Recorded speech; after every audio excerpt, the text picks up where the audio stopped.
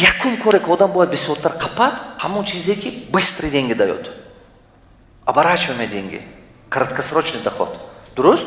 Ана ҳамон краткосрочный доход ба 60% пула мондан дар кор. Диққат навис. Ин маслиҳат миллионер мекуна шумоя. Агар ки роҳи инвестора интихоб кунед, 60% ҳамин маблағе ки шумо инвестиция мекунед, фақат денежный поток барафтанаш дар кор.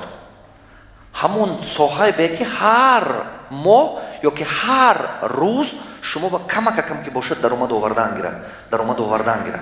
Аз 30% инвестиция кунед, уже средносрочные деньги. Ина мо мегем краткосрочные деньги, 30% средносрочные деньги, 10% долгосрочные деньги. Мисол, нигоҳ кунед.